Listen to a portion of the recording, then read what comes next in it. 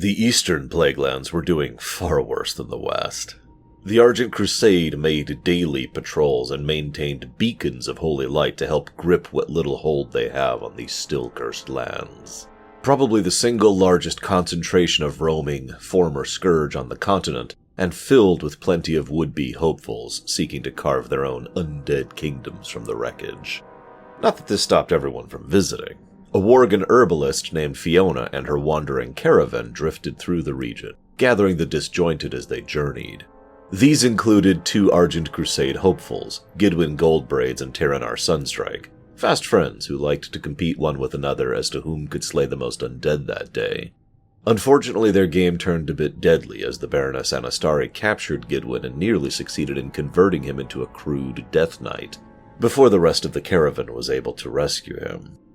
There were other issues nearby, of course. Local scourge would-be kings, the salvation of Darrowshire, the Mossflayer tribe. But all of this paled in comparison to the real threat facing the region. Stratholme. Stratholme, infamously, was the perfect trap for young Arthas Menethil. A no-win scenario which would doom him and his people no matter what path he picked. Stratholme was a perfect example of a horrifically cursed site. Simply killing hundreds of people in one location is enough to lead to a curse or a haunting. But the sheer tragedy of being forced to kill your own civilians or watch them be turned into mindless dead? Even now, years later, and with the Scourge defeated, the site proved resistant to cleansing.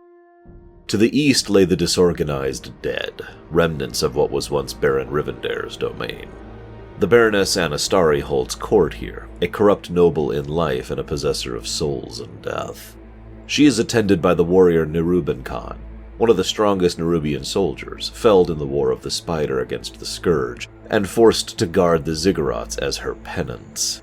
Malachi the Pallid was one of the earliest willing converts to the Cult of the Damned, drawn by nothing more than hunger for power, and hopeful for ascension as a lich someday.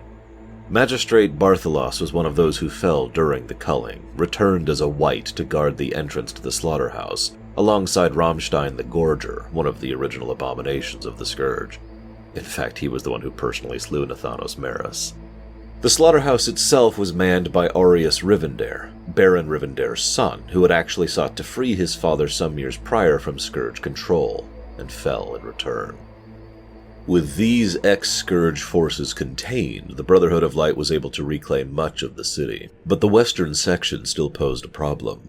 Before the Northrend campaign, the Scarlets had claimed the Bastion of the Silver Hand in westmost Stratholme, redubbing it the Scarlet Bastion, and from there sought to test themselves against the local Scourge. These efforts never really met with much success, and in the end their leader, Dathrahan, shed his disguise and revealed himself to be the Nathrazim Balnazar. Balnazar slew his own troops to a number, and then dragged them back as mindless dead to carve out his own claim of the ruined city. Champions, bolstered by the Brotherhood, carved a path through the Risen, starting with Commander Maelor, a foolish loyalist who fought to the last to defend his lord before said lord slew him. Cannon Master Willie, now known as the Hopebreaker, is an expert artillerist, renowned for being able to eyeball angles and vectors with tremendous speed. Instructor Galford was an archivist, and in typical Nathrazim fashion, Balnazar forced him to watch as his tomes burned. This memory was seared into his undead mind, leaving him with nothing but flames. And of course, at the end, is Balnazar.